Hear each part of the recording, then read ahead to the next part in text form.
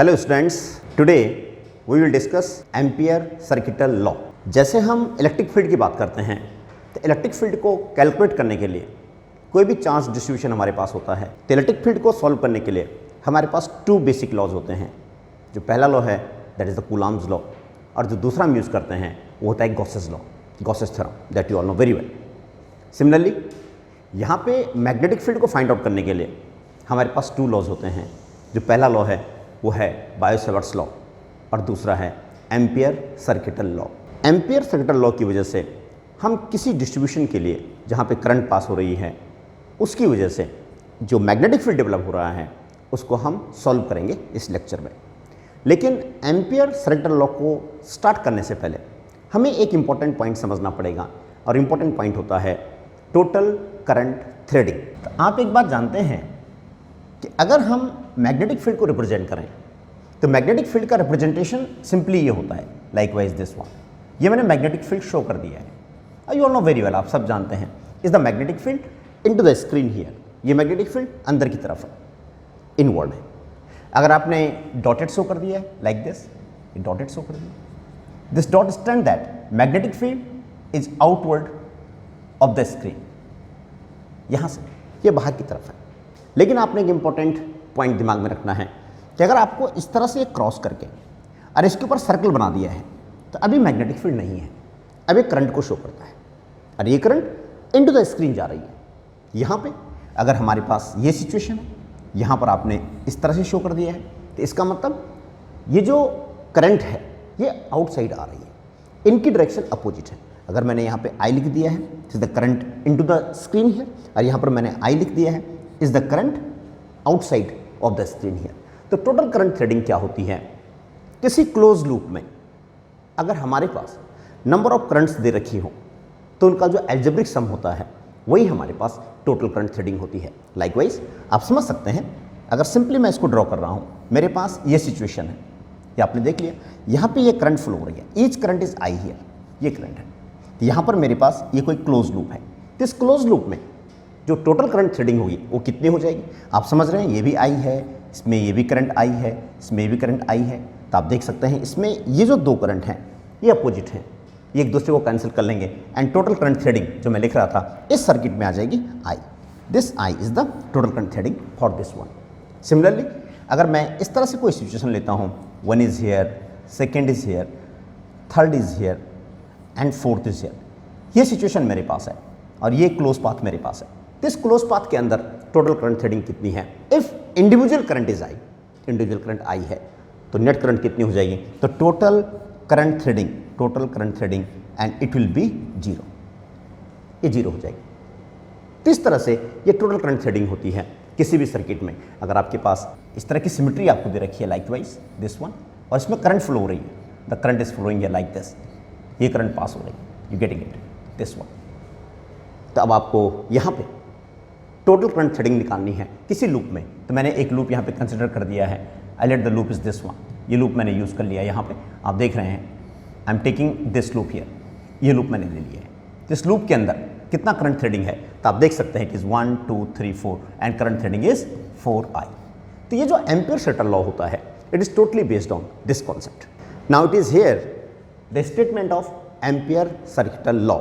Ampere circuital law का जो mathematical expression है वो ये बनता है, it is here B dot dl is equal to mu not I, and the statement is line integral of magnetic field over a closed path in vacuum is equal to the mu naught times of the total current threading through that path। जो close path हमारे पास है उसके अंदर जितना current flow हो रहा है, जितना करंट थ्रेडिंग हो रहा है, वो करंट यहाँ पे यूज़ किया जाएगा जो मैंने अभी आपको डिस्कस किया था। अब यहाँ पे जो लेफ्ट साइड है ये क्या शो करती है? ये एक मैग्नेटिक फील्ड है, अरे जो मैग्नेटिक फील्ड जनरेट हो रहा है ये मैग्नेटिक फील्ड इस करंट की वजह से जनरेट हो रहा है। इसको हम समझ सकते हैं, लेट इट बी, ये हमारे पास करंट कैरिंग वायर है, करंट आई इज फ्लोइंग है। अब इस करंट कैरिंग वायर के लिए हमें एम्पियर सर्किटल लॉ को यूज़ करना है। अगर हम क्लोज लूप को यूज़ करते हैं, late it be a close loop is ये क्लोज लूप हमारे पास है। अब इस क्लोज लूप के लिए हम जब एम्पियर शटल लॉ को यूज करेंगे तो we need this magnetic field. This magnetic field is due to the magnetic field due to the current I. तो इस मैग्नेटिक फील्ड को अगर हम रिप्रेजेंट करते हैं तो इस मैग्नेटिक फील्ड की जो डायरेक्शन आपकी आएगी, आप अच्छी तरह समझ रहे हैं इस बात को, इसका मैग्नेटिक फील्ड का डायरेक्शन ये आएगा, B is here, you know very well, current is upward and magnetic field is here like this. तो मैग्नेटिक फील्ड इस तरह से आएगा, let this much distance is R, इसका रेडियस जहां पर हमने लूप को कंसिडर किया है वो डिस्टेंस आर है। तो ये मैग्नेटिक फील्ड हमारे पास है। अब यहाँ पे जो डीएल सेगमेंट हम लेते हैं वो सेगमेंट इस लूप के ऊपर लिया जाएगा, लेकिन डीएल की डायरेक्शन वही होगी जो मैग्नेटिक फील्ड की डायरेक्शन है। तो यहाँ पे डीएल का आपका डायरेक्शन ये आ जाएगा, दिस वन। ये लूप के ऊपर हम इसको कंसिडर करेंगे, लूप के ऊपर इसको लिया जाएगा। The close integration of B dot DL, इस क्लोज पाथ के लिए बी डॉट डीएल की जो वैल्यू होगी वो म्यू नॉट आई के बराबर हो जाएगी। ये हम अभी चेक कर सकते हैं। It is here, L H S is here and it is integration of B dot DL. यहाँ पे जो हम एल यूज करते हैं, this L stand for line integral, and इसको अगर हम सॉल्व करेंगे it comes out to be integration of B D L cos zero. इसको मैंने ओपन कर दिया, आप अच्छी तरह देख रहे हैं। यहाँ पे बी एंड डी एल इनके बीच का एंगल कितना है, जीरो है, आपने यूज कर लिया है, लाइन इंटीग्रल लीजिए। इसको सॉल्व करेंगे, B is outside, it is here integration of D L, you know very well, this cos zero is 1।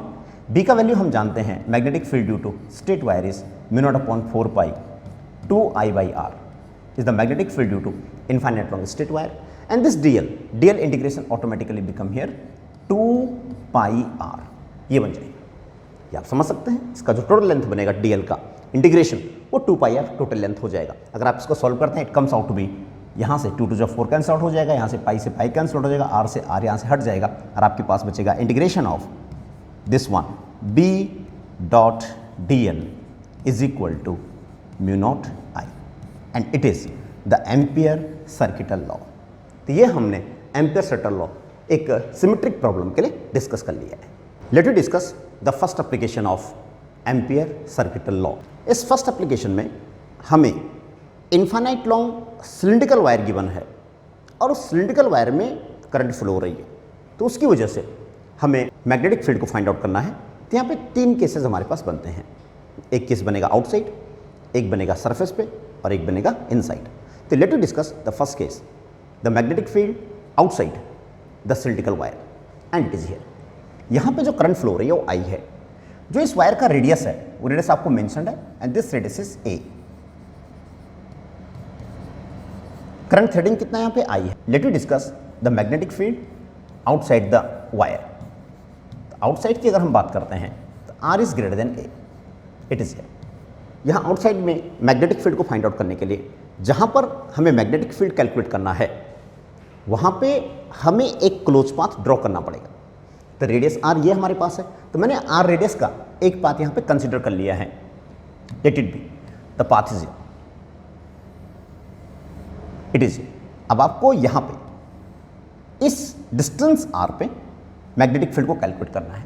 We know very well, current is flowing upward, इस current की वजह से जो मैग्नेटिक फील्ड बनेगा उसकी डायरेक्शन ये आप समझ सकते हैं, इस तरह से मैग्नेटिक फील्ड आएगा और ये मैग्नेटिक फील्ड की डायरेक्शन हमारी ये आ जाएगी, is the direction of magnetic field. Use here ampere circuital law, ये यूज करना है हमें। अरे आप अच्छी तरह जानते हैं, ये होता है integration of B dot D L is equal to mu not times of the total current threading, total current within this loop here. जो रेड लूप आप देख रहे हैं इसके अंदर कितना करंट फ्लो हो रहा है, तो आप समझ सकते हैं this current is I hear, तो ये करंट आई यहाँ पे आ जाएगा। अब इसको हमें सॉल्व करना है। डीएल की डायरेक्शन हमेशा हम उसी को लेते हैं जो बी की डायरेक्शन होती है। ये यहाँ पे एम्पियर सर्किट लॉ का ड्रॉबैक भी है। ये दूसरा इंपॉर्टेंट पॉइंट हमारा एक ये भी है कि जो बी डॉट डी एल हम यूज़ कर रहे हैं, ये बी डॉट डी एल कोई फिजिकल क्वांटिटी नहीं होती। जैसे हम इलेक्ट्रिक फील्ड में पढ़ते हैं, इलेक्ट्रोस्टैटिक्स में पढ़ते हैं, वहाँ पे ई डॉट डी एल होता है, तो जो ए डॉट डी एल है उसका सिग्निफिकेंस होता है, वो पोटेंशियल डिफरेंस बन जाता है। लेकिन यहाँ पे बी डॉट डी एल का कोई सिग्निफिकेंस नहीं है। B dot D L 2 different quantities यहाँ पर हैं। तो बी इज हियर, तो आपने डी एल कंसिडर किया, डी एल सेगमेंट मैंने ये ले लिया यहाँ पे इसका डायरेक्शन, तो डी एल ये आ जाएगा। आप ये वैल्यू यहाँ पुट कर दीजिए, it become here integration of B D L cos zero is equal to mu not I, और यहाँ पे बी आउटसाइड जो हमें कैलकुलेट करना है, डीएल का इंटीग्रेशन अगर हम सॉल्व करते हैं it become here 2 pi R, cos 0 is 1 and which comes out to be mu naught I. In this way this b comes out to be, you got the answer, mu not I upon 2 pi r। यही हमारे पास magnetic field due to this straight wire, इसको हम ऐसे भी express कर सकते हैं mu not upon 4 pi 2 I by r। यहाँ पे म्यू नॉट अपॉन 4 पाई, इसका वैल्यू आपको पता होता है 10⁻⁻⁷। इन दिस वे अगर हम आउटसाइड की बात करते हैं तो आउटसाइड में एक इंपॉर्टेंट रिजल्ट आपने फाइंड आउट कर लिया है, this b is proportional to 1/r। It is to be kept in mind. अभी हमने आउटसाइड का जो केस डिस्कस किया, फर्स्ट केस जिसको हम बोल रहे थे, और वो आपका आंसर आया था r is greater than a अगर है तो आपका आंसर आया था b is equal to, and it is here mu not upon 4 pi 2 I by r। ये पॉइंट हमने चेक कर लिया है। अब एक बार हम इस सिलेंडर के सरफेस पे मैग्नेटिक फील्ड को फाइंड आउट करने की कोशिश करेंगे। तो सरफेस की अगर हम बात करते हैं सेकेंड केस में, तो on surface this r become equal to a। ऐसा क्यों, आप समझ गए बात को? क्योंकि अब हमें जो लूप बनाना पड़ेगा वो सरफेस पे बनाना पड़ेगा, तो लूप भी हमारा यहीं पर बनेगा, एग्जैक्टली इसी के ऊपर लूप बन जाएगा। तो इसके अंदर करंट थ्रेडिंग कितनी है? इसके अंदर करंट थ्रेडिंग अगेन I है। तो इट मीन्स यहाँ पे इस रिजल्ट में हम r को रिप्लेस कर देंगे a से, तो आपका आंसर आ जाएगा b is equal to at surface mu not upon 4 pi, and it become here 2I by a। अरे जो रिजल्ट होता है it is the maximum value here, maximum value magnetic field की ऑन इट्स सरफेस होती है। Let us discuss the most important part of this problem, and it is the magnetic field inside the cylindrical wire. यहाँ पे हमारे पास cylindrical wire का जो radius है वो a है, और सिलिंड्रिकल वायर में जो करंट फ्लो हो रही है वो I हो रही है, ये पूरे वायर में, I करंट पूरे वायर में। इनसाइड डिस्कस करने के लिए मैंने एक सेगमेंट कंसीडर कर लिया है, ये आप देख सकते हैं, ये सेगमेंट मैंने यहाँ लिया है, ये वाला, ये पार्ट लिया मैंने इनसाइड द वायर, और इस पार्ट में let the current following is, यहाँ मैंने करंट को हमने I डैश यूज कर लिया है इसके अंदर। तो आप ये देखेंगे कि जो ये सेगमेंट हमने बनाया है पिंक कलर का जो कि इनसाइड है, इसके अंदर करंट थ्रेडिंग कितनी हो जाएगी? वो करंट थ्रेडिंग I डैश होगी। तो आपको एक करंट थ्रेडिंग कैलकुलेट करनी पड़ेगी। तो इस क्वेश्चन को सॉल्व करने के लिए हमारा एक इंपॉर्टेंट एजम्पशन है, वो ये है कि जो करंट का डिस्ट्रीब्यूशन है वो करंट का डिस्ट्रीब्यूशन अभी यूनिफॉर्म है। इट मीन्स जितना करंट डेंसिटी इस पूरे वायर के लिए होगा उतना ही करंट डेंसिटी इस सेगमेंट के लिए हो जाएगा। और आप लिख सकते हैं फॉर द सेगमेंट, जो सेगमेंट हमने यूज किया है उसके लिए करंट डेंसिटी दोनों के लिए इक्वल होगी। Current density know very well, current density J for the wire become equal to current density J for the segment here। तो यहाँ पर आप समझ सकते हैं current density is equal to current upon area. Current कितना है वायर में? I करंट है, I current density know very well, current upon area, जो क्रॉस सेक्शनल एरिया हम लेंगे CSA हम इसको बोल सकते हैं, it is here CSA for the wire and will be equal to for the segment current is I dash. आप देख सकते हैं यहाँ पे जो करंट I डैश फ्लो हो रही है is the current I dash here with in this segment, this current is I dash upon its area CSA, cross sectional area of this segment. तो यहाँ पर आप देखेंगे I upon CSA of the wire is pi a square.